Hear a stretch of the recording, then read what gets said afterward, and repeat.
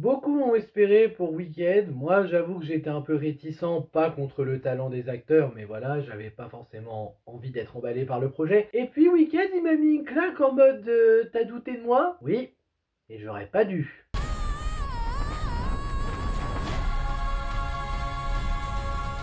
Wicked, réalisé par John M. Chu, qui n'en est pas à sa première comédie musicale, il en avait déjà réalisé d'autres avant. Je ne parlerai pas de ses anciennes parce que je ne les ai pas vues, donc je saurai quand je les verrai si un jour j'arrive à rattraper. Mais bon, j'ai déjà pas mal de retard sur beaucoup de choses. Là, cette fois, il réalise Wicked, un film qui était très attendu car adaptant une comédie musicale de Broadway. Moi, pour ma part, j'étais moyennement confiant. La bande-annonce me donnait pas forcément envie, malgré que j'aime bien le Magicien d'Oz. Bah, je sais pas, quand j'ai vu Ariana Grande dans le casting avec un rôle principal, je me suis dit...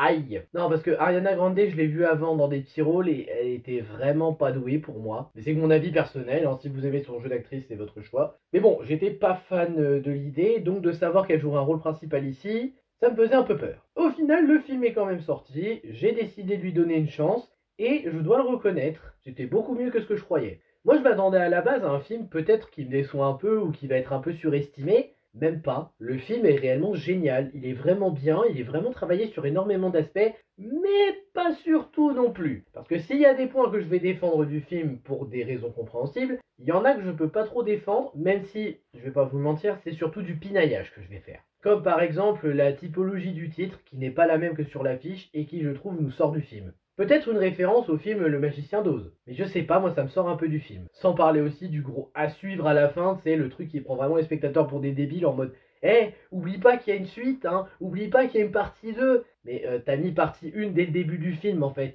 Donc je sais qu'il y aura une partie 2. Et même sans ça, t'as pas besoin de mettre un gros à suivre. Harry Potter et les reliques de la mort, il a pas mis un gros à suivre lui quand il a fini avec Voldemort. Qu'est-ce que je reproche d'autre au film? Bon, quelques moments de CGI qui sont un petit peu moches, on va pas se mentir. Et je sais que je vais choquer en disant ça, mais je trouve le film beaucoup trop long. Alors faut savoir qu'à la base j'y suis allé sans savoir la durée de la comédie musicale de base.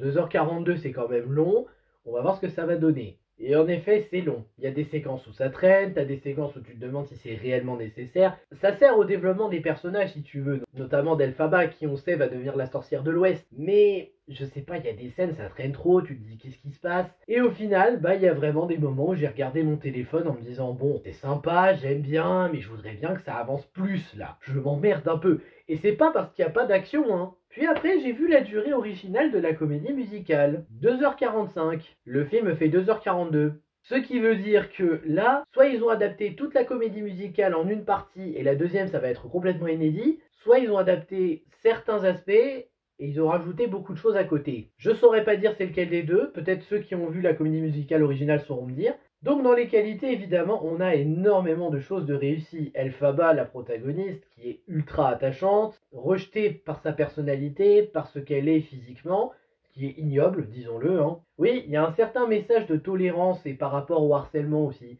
Et je trouve ça bien que le message passe ici. Pas forcément de manière discrète, mais au moins ça passe. En tout cas, le message passe et Elphaba en elle-même est réellement attachante. On arrive à avoir de la peine pour elle. On est touché par ce qu'elle traverse. Quand elle est triste, on est triste avec elle. Oui, Elphaba est une très bonne protagoniste. Et quand je sais à quel point la méchante sorcière de l'Ouest est une enfoirée dans le Magicien d'Oz, enfin une enfoirée, une égoïste plutôt, j'avoue que de m'attacher à elle là, ça fait bizarre, mais ça fait plaisir. On a aussi le personnage de Ariana Grande qui s'appelle... Comment elle s'appelle déjà? J'ai un trou de mémoire. Galinda qui est une nouvelle venue à l'école. Ah oui, parce que je l'ai pas dit d'ailleurs, mais ça se passe dans une école. Une école, pas de magie. Il y a de la magie, ouais, mais c'est pas ça l'école. C'est pas une école de magie. She's University, voilà, j'ai retrouvé le mot. Donc Galinda est une nouvelle venue à She's University, tout comme Elphaba. La différence, c'est que Elphaba, elle n'était pas inscrite, elle accompagnait juste sa petite sœur handicapée. Petite sœur handicapée qui ne semble pas avoir un rôle essentiel ici, mais j'avoue qu'elle est attachante et on suit un peu ses histoires de cœur, un peu parce qu'elle a une petite histoire d'amour mignonne, mais quand tu connais la véritable intention de Bog derrière, du pourquoi il est avec elle, on sait que ça va mal finir, mais faut voir comment. En tout cas, Galinda, elle, jouée par Ariana Grande, bon, c'était probablement le personnage qui me faisait le plus peur, parce que comme je l'ai dit, Ariana Grande, je trouve qu'elle ne sait pas jouer.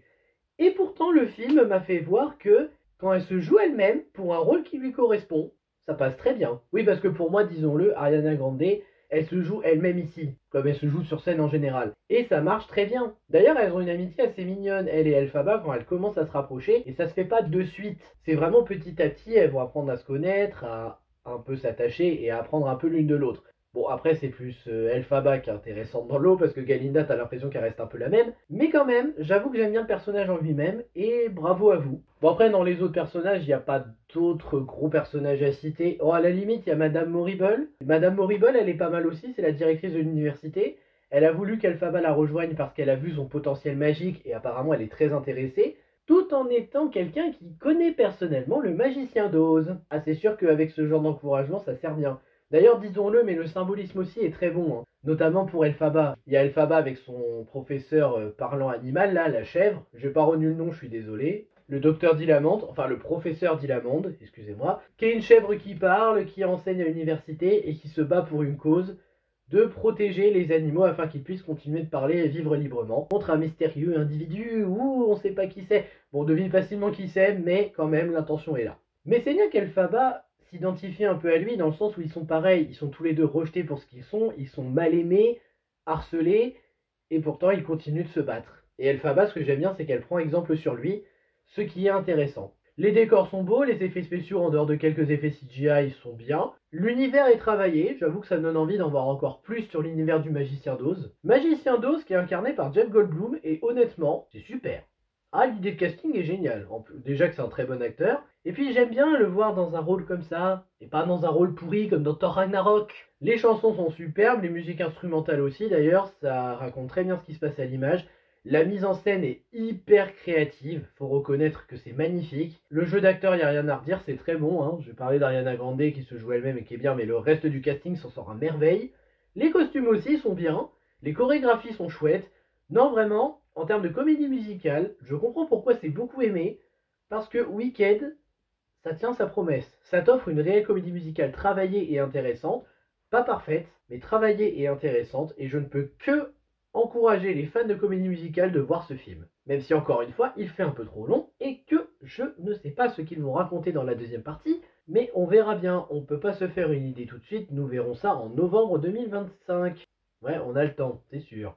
Mais en tout cas, ce qui est sûr, c'est que le film est bien, et je ne peux que vous encourager de le voir, parce que c'est réellement une comédie musicale très travaillée. En même temps, par rapport à ce qu'on a eu cette année, c'est pas étonnant que ça soit bien meilleur. Sur ce, c'était mon avis sur Wicked, j'espère que ça vous aura plu, n'hésitez pas à liker, à partager, à vous abonner. N'hésitez pas à me dire non plus ce que vous avez pensé du film si vous l'avez vu, ça m'intéresse. Et je vous dis à bientôt pour de prochaines vidéos. Ciao!